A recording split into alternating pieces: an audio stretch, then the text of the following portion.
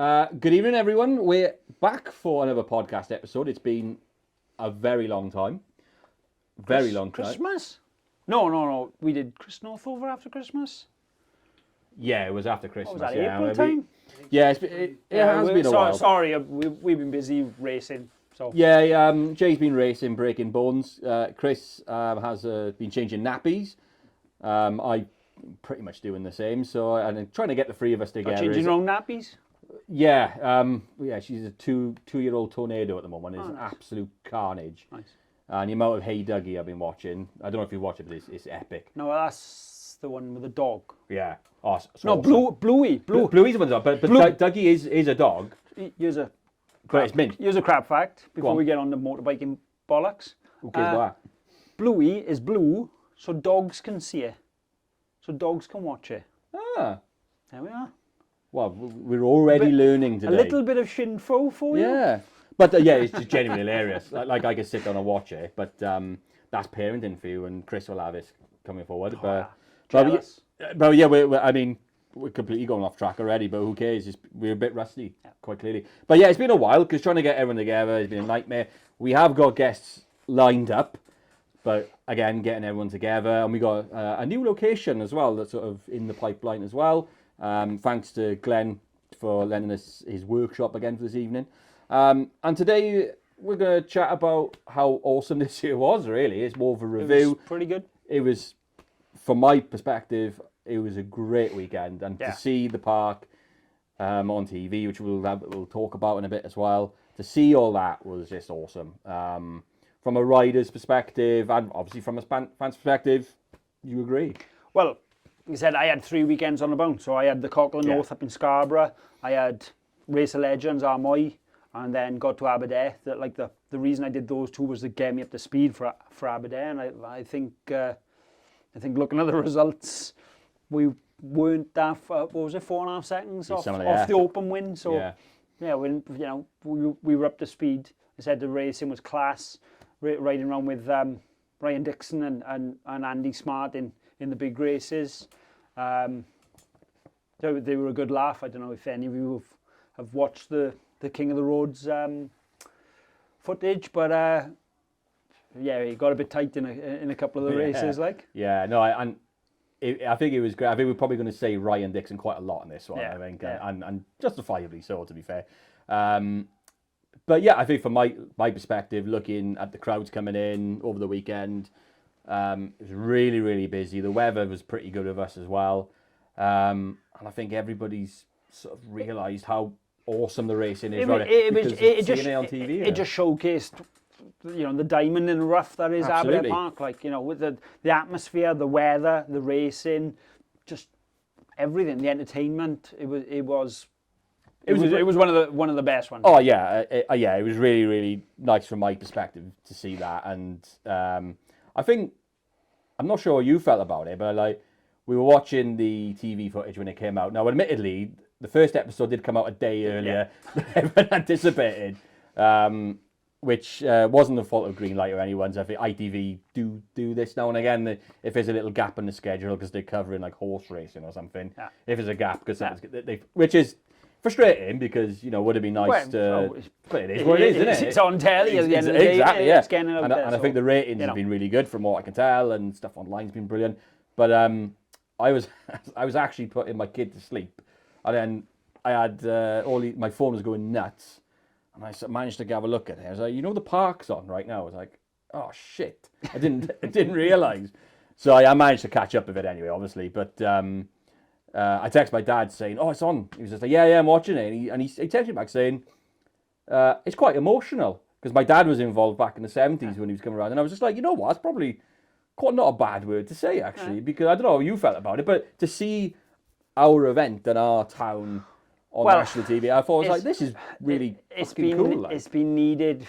Like Rally all used to come from S4C, and even though we probably only get half hours coverage on their thing, it's very niche with it being on S4C, which is Welsh television for people that don't know. And it's more of a feature as well, rather than... It was just it wasn't a big thing, but Greenlight and King of the Roads came on board this year and absolutely smashed it up. Yeah. Literally smashed it out of the park. Yeah, literally, yeah. They were a joy to work with. The guys, they're professionals, they do, and they go around the world doing this stuff. But they were generally a joy to work with from the day when we started doing the deal to now. And we're already sort of working on stuff for next year, some exciting stuff in the pipeline again, hopefully. But it was really good, and the amount of positive response we've got from new people as well. I looked at the sort of website stats, and they were going up that week. Well, I was reading the comments on Facebook and Instagram and the other social medias outlets, and just getting it out there. Yeah, everything's gone up in that sense, and I think it's just got to grow from here. And I think anybody who watched it can see how good this place is. Yeah, and that's exactly what it was all about for us. But I mean, I know the spectator survey that went out as well. We were chatting about it before we went on record. That really positive overall. A few things like queues to get in and stuff like that, and things that I think everyone is aware of, but that'll be fixed for next year. But like you said, you've got a queue to get into. Well, to anything that's popular. It is what it is as well. It's every year's a learning curve. Of course it is. There's other technologies that come in. Yeah. There's building works going on. Or whatever. Exactly. There was an issue with the camping as well this year, but next year's going to look better. It's going to be bang on next year. So these are all tiny little negative things right now, which we're taking as constructive criticism. Absolutely, to help grow the place and make the place even better and even more of a spectacle of what it is and what it should be. And it's the same with anything that grows and gets bigger. There's going to be new problems because of how it's going to grow. Yeah. So, there are problems which are fixable, but overall, really, really positive. A lot of people came down for the first time. Absolutely loved it. They'll come back again, which is exactly what we want. Like the amount of people we've had through the door here in Gap, everyone has come in and gone, oh my God, that was amazing. That's like some of the best racing we've seen in the last 20 years around there. The crowds, the atmosphere, the weather, just everything. Just people absolutely loved it. No, and I can echo that as well, especially from a racing point of view. I mean, I thoroughly enjoyed watching it. I mean, I was predominantly down by the grid, covering the sort of media side of the race results. But I could tell, that it's great to watch from our last corner anyway. But it was close. Ryan might have done extremely well in the free classes, but he had to work for it as well. He didn't. Both of them, riding around with both of them. There was we were all going for it. Absolutely. Go, so. Well, what we'll do is we'll go through sort of each class and sort of go through how good it was basically, and we'll stand out ones to look out for in the future, and then we'll just kind of chat about the racing, because the beauty of having it on TV is that we've actually seen the racing as well. Yeah. You don't have that luxury sometimes, do you? So it's quite unique for this year. So let's start with the Open, the one that still eludes yourself, but how close was it? Ryan Dixon taking the overall win. He won on the Saturday, and he came second on the Sunday with Andy Smart winning on the Sunday. But from your point of view, both finals, you're up there with them. Well, how was it? That TH Racing Honda that I was on, we had a problem with the Super Mono. We've been having a problem with it all season, with it overheating and stuff. Yeah. So we parked that up after practice and just concentrated on the 600. And we really weren't far away. Obviously, Saturday I kept him pretty honest. I just faded a little bit, from about mid-race. I just didn't have enough to go with Ryan. But Sunday then, as everyone saw, if they've not already seen the footage, it's available on ITVX.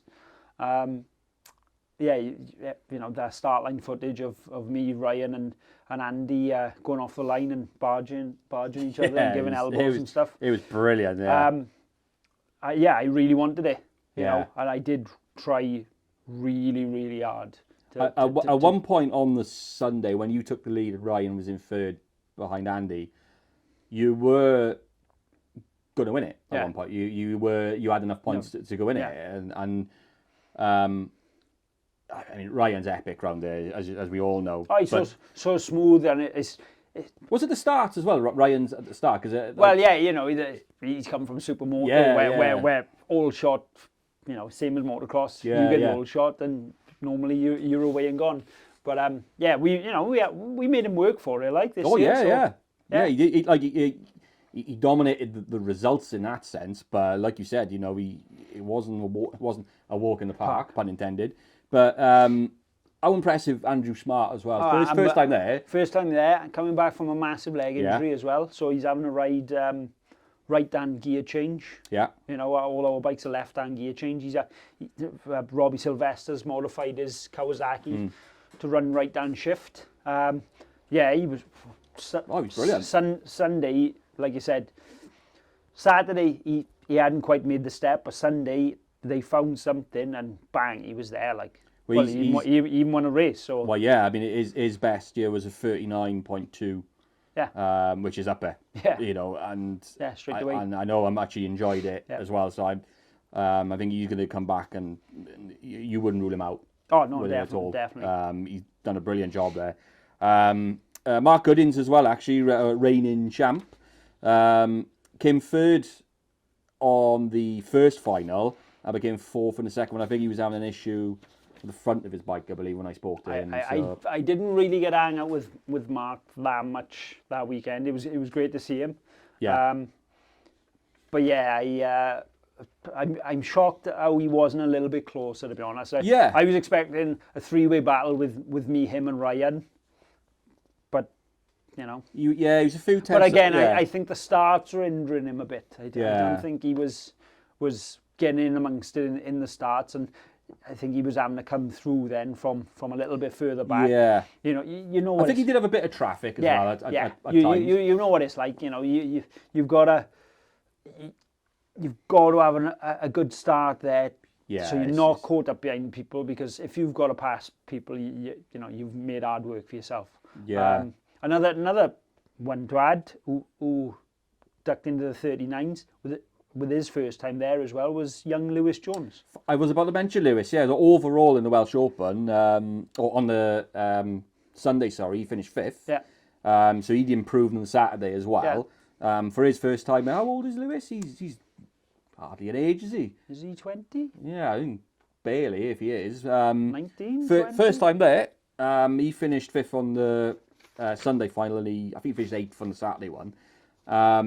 But for the first time, he's got a good team behind him as well. New bike, first time there.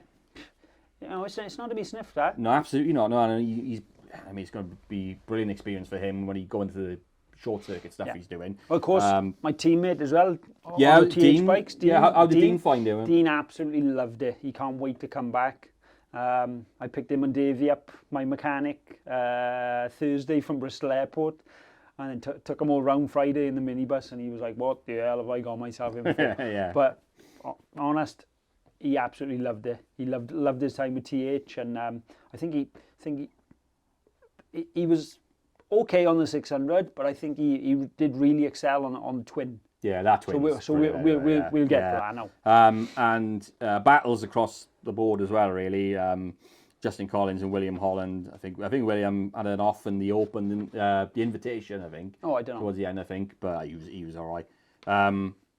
But yeah, no, the Open again, always bringing out brilliant racing, and I think that one, like you mentioned on the Sunday final, was shit hot. Let's be honest, it was quality to watch, and fair play to Ryan for getting down in the third, which is probably not what he was very much used to all weekend, but he still managed to get through yourself and Andrew. But yeah, that's why he's a multiple open champ there now. Exactly, exactly. And he was nailing it, wasn't he, on that one? Park Challenge, so pretty much exactly the same regs as the Open, really.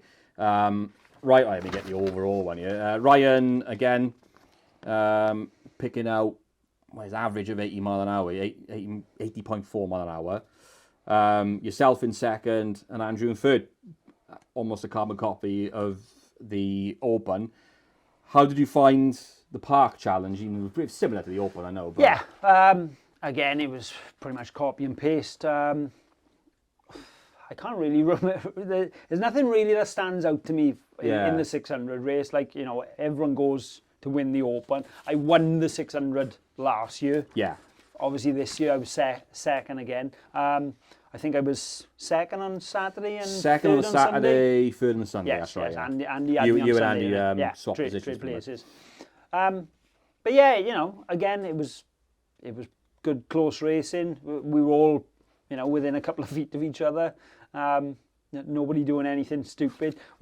I think it was Saturday, the second 600 Park Challenge. Ryan had a close moment with a back marker towards the end of one of the races, and I seen this back marker coming towards us, and I was like, "Uh-oh, this is the Jaws seems playing by you." And like they didn't show it on the onboards on the King of the Roads, but how Ryan stayed on, because he come round the outside of this back marker, round the left before the right, and the back marker didn't know he was there and pulled right across tight to the right. Down the foggies. Put him right in the gutter. He was both feet down and fully locked up sideways. I think he just bumped into the side of this back marker, and I managed to turn it inside him to try and square it off on the outside of him, but I just didn't have enough to cut him off. I was being a wily old fox, like. Yeah, that's an ambitious one. Yeah, you've got to try. If the gap's there, you you've got to go for it. God loves a tryer. So. Exactly, yeah. And Mark Goodins, he finished fourth. I shout out to Lewis again, actually. He finished fourth on the Sunday final, which, again, another brilliant outing for him as well. And Dean finishing in sixth in that one. So, like I said, the two boys were there. Well, there's three newcomers there, and Andy, Lewis, and Dean. Andy's already shown what he's capable of, and is definitely going to be a threat for 2025. Lewis is coming, and again, Dean will be there. So again, there's 5 or 6 of us now. It'll be fascinating. I think it'll be very, very, very, very interesting to see how that develops going into next year, and whether if it's new riders who haven't been before. It could get even more competitive, and that's one thing you see from this year's event anyway. Is because this sort of short circuit style it's got, it's competitive across the board, and it's overtaken everywhere. And I'm glad that the TV footage has shown that now, because sometimes you don't, like you said, we did see it, and even the races towards the back. Well, yeah, you can only be a one point on the circuit during a race. So, exactly. You're not going to see all the overtakes into the first corner or last corner or into the S's or whatever. Like, exactly, and that's exactly how you wanted to be. But Sound of Thunder, you've already sort of mentioned that you were unable to participate in that. Bit gutted, obviously, because we qualified third on the Super Mono up against some very, very good twins. I said I was racing up. I was entered on Katie, the Super Mono, the Smith Brothers race. Qualified third, like even with it pumping out water after the first lap. Yeah, that's a problem you can have in all. Yeah, I still managed to qualify third, but I said to the boys, it's too dangerous. I don't want to be putting myself at risk for the Open and the 600. So that's what I was there to concentrate on ideally. The boys understood that. So, they got on the barbecue and the beer all weekend. They were giving it away. Everyone. Yeah. They almost dragged me to the tent to have some food. I gave in. Boys, they're great. They're brilliant. But yeah, Dean was there on the TH race in Hewell Griffiths. Super twin that I you adore that thing. Well, I managed third on it at Scarborough, and then I think I was 6th overall at Armoy on it. So I know how good a bike it is, and again he was up there in the results. On the Saturday final, there was about a 5-second gap between pretty much the top 5. Actually, it was actually a lot closer than you think. Ryan won it. He's obviously done an amazing job there on his SV650. Will Holland came second on the on Saturday. He did a brilliant job. That's Will's bread and butter. Like, yeah, did a brilliant job there. James's dad, JHS down in Bristol, they've done a wonderful job developing these SVs over the years, and yeah, William on a twin he's pretty hard to beat, like. Yeah, and again, Andy Smart coming in third on Saturday's final.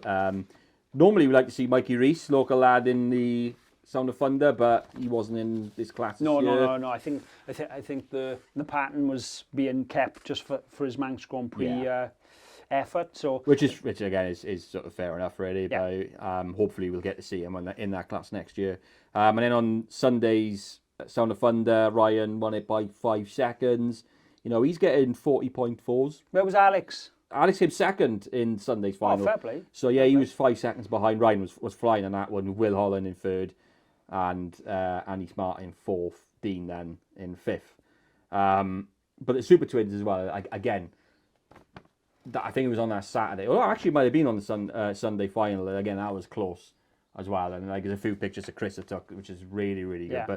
But do you feel as though you'd be up there again if you had Katie up and running the way you'd wanted it to? It's hard because Katie does have a lot of grunt. Like some of these twins are north of 110 horsepower now. Like with Katie, she's 85 horsepower, but she's got a lot of grunt from low down. Yeah. So I feel podiums were very much achievable if it was running right, but if ifs and buts were pots and pans, we'd all be scrap merchants, wouldn't we? So Yeah, again, that's a class that's sort of growing in stature, really. I think the Super Twins seem to be quite an accessible way of getting into. Well, if you look at any of these top Super Twins now, they're basically super bikes. Yeah, essentially, they're just 650, 700 super bikes. The amount of tech on them. So, it is a very, and again, that's more of the essence of racing. Like the 600s are production based. Yeah. The twins are more of an engineer's class as well. So you get, again, me with Katie is a bit oddball. Some of these super twins, like the TH1 is built by Ryan Farquhar. Again, he's put all his effort and all his know-how into them. And if you just look at them, they are trick bits of kit. Like yeah, and they're grown in stature and popularity, I feel, as well. I think I'm seeing a lot more of that class. I think they might be running similar machinery in the women's world. Yeah, they're running M207. R7s. Yeah, so it seems like a good option for an entry to get in as well, isn't it? It's a lot of people don't want to ride a 600 because, again, like super bikes or super stocks, thousands, they're simply just too fast for a lot of people. Yeah, exactly. So a super twin, you get 100 horsepower out of one, pretty reliable now. Yeah. And the racing speaks for itself. Yeah. It's great to watch. Yeah. Going into the lightweight, ultra lightweight. Now I got to say, this was probably, in terms of racing all weekend, it's probably one of my favourites. Will Burchill and Chris Northover all weekend. Yep. Were at it, bar to bar.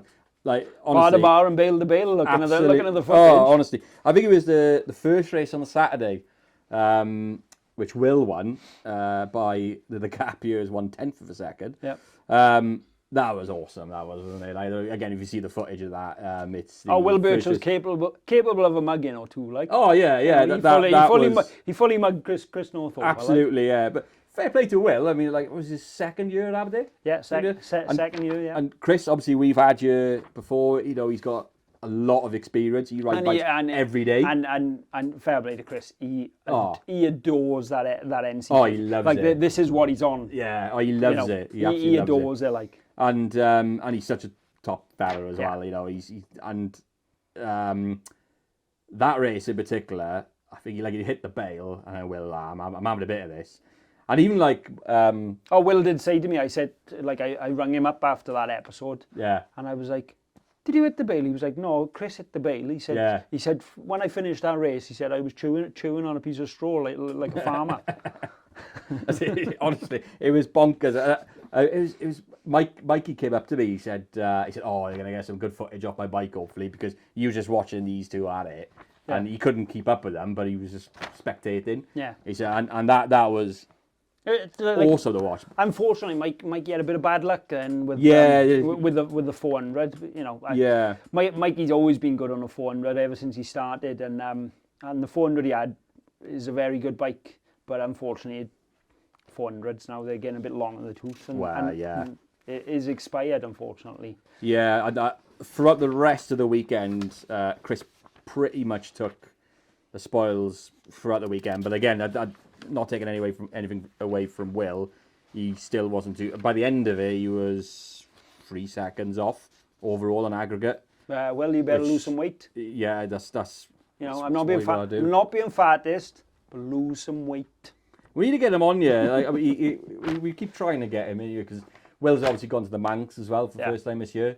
So yeah, we want to hear from Will. So Will, just man up and get on here, like pick up the phone, sort it out. 999, ask for G. Get on it. It'll be a good laugh. But yeah, them two were at it all weekend. I think on one of the gaps on Sundays was like a 10th as well. So and I think it was nice to see because the two of them got a lot of respect for each other. It was just nice to watch. It was no bullshit. It was all just. Well, it's racing. It was just genuinely good racing. Just racing, and you know, fair racing. Yeah, exactly. And Tony Griffiths, I mean, he had a few issues over the weekend as well, but I'd like to have seen Tony a bit further. Yeah, I think he did say that he had a couple of issues, but he finished 4th on race 1 and 2, I think he was. And I think when I did speak to him over the weekend, I think he was a little despondent. I think he was just like, oh yeah. Off the back of his success from last year. He did say that this was going to be his last year, but we'll have to wait and see. I said, you'll be back. You'll be back, Tony, don't you worry about that. And going to the Golden Era and CB500s, Alex absolutely dominated it. But how gorgeous. That Luigi 748. I saw on the Friday night, I popped over to see him. And it's honestly, it's a beautiful ever machine. Since I started road racing, right, from the year 2000, Rich Llewellyn's Ducatis have always been spot on. Yeah. Like he used to come to the North Gloucester meetings. He'd have this yellow Mercedes Vito, big wheels on it, bright yellow, 2 stripes down there, pull a yellow 748 out the back of it. I thought he was cooler than Penguin's piss. And I still think he's cooler than Penguin's piss. Honestly, it's a work of art. It is, yeah. And Alex absolutely dominated on it. And he was flying. And to be fair, that bike doesn't deserve to be raced against, to be honest. Just let it parade around on its own. Yeah. But Alex absolutely dominated the Golden Era this year. Tony did finish second on that one. Yep. In fairness to him, and Daniel Pearson, I think it was his first time. I see Dan all over Facebook, and he absolutely loved it. He loved it. He loved it. And Dan, I am trying to get that footage for you because he did. Now, was Dan on his 650 or was he on his 500? The Kawasaki. The Kawasaki 500. Now that's a rare bike that you don't see racing. Yeah, no. It's a ER500N. Yeah, and now, I didn't. Everyone normally races that, CB500s, but and I seems think to be doing the business on ER5. I think he had an off as well, actually, whatever, because he did ask me, and I am trying to get the footage for you. He was all right. He just wanted to see what happened because I think it was a couple of offs. Thankfully, nothing too major. Was it John Cook had an off on his little 50? Yeah, I think so. Yeah, and I do think Will Holland might have had one. In the invitation, which I know Aaron Matthews caused the red flag, didn't he, in the invitation? I think so, yeah. Yeah, might be right, yeah. But thankfully, overall, it was nothing major this year, which is brilliant.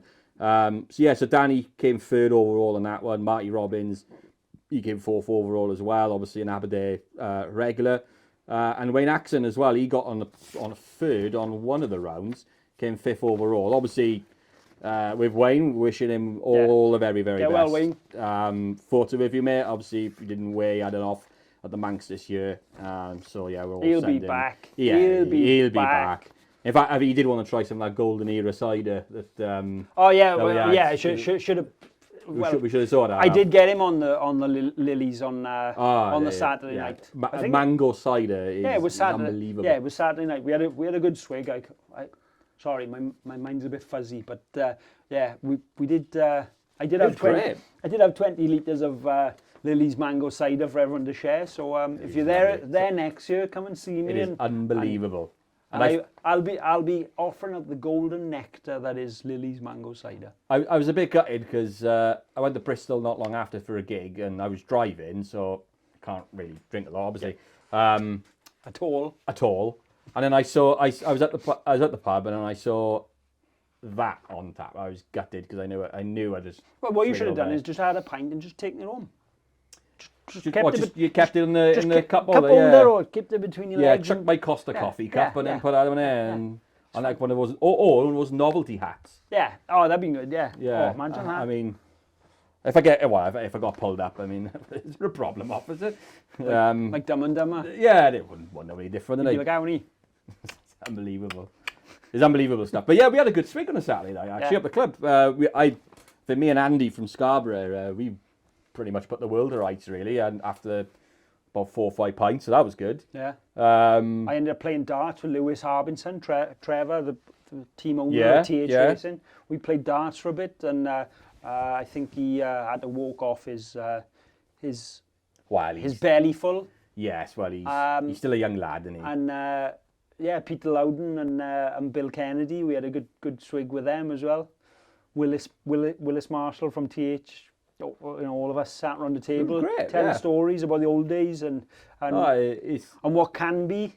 Yeah. Going forward. So. Yeah, no, and I think before we went on air to record, if you like, we had a good chat about what can we do next year to make things better, and I think off the back of it, I'm excited. Everything has been positive. Yeah. Really, really good. It's been a great year. I've had a phenomenal year road racing. All right, I broke my shoulder up in the Gold Cup a couple of weeks back. For those who are not aware, what happened? I was trying for pole position in the Gold Cup qualifying. No, 600 qualifying, and got up to second position on live timing and was going for pole, and fortunately high-sided and broke my shoulder in 2 places. So. Yeah. It is what it is. If you're going to be dumb, you better be tough. I'm plenty fucking stupid, so, It is part of the package, unfortunately.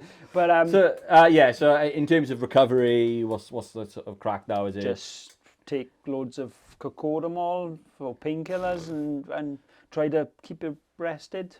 Yeah. And it is what it is. Yeah, and plans for next year? It's early days, and the season's always just finished. People are talking already and stuff, so it's positive. We've had a good year, the park's had a good year, so let's just roll on for 2025 and maybe it's time I pulled my finger out and got it done. We'll that'll be the ongoing narrative forever. Let's see how this heals, and then and then I can maybe go to Jim's fish shop, not the gym. Yeah, I like pine chips too much. Yeah, no, exactly. But I mean, for us as well, I think we're gonna be up in Motorcycle Live. If you're going up there, the NEC, we're sharing a stand with Armoy and Scarborough, which is going to be great fun. I'm gonna be there for the 2 weekends. So there's a few things in the pipeline there, which is quite exciting to see and develop, and we'll keep an eye on that one. Again, like I said at the start, we're looking to have a couple of more guests at another venue as well. And I think we're just going to keep plugging away and do what we can when we can. Yeah, we keep doing these as long as you guys are enjoying them. We'll keep doing them. Yeah, and I think we could sort of sign off from there. And we'll get back to you in the coming weeks, or hopefully it will be coming weeks, not months this time round. Yeah. It is what it is. For another episode. I hope you enjoyed this year. Roll on 2025. Yep.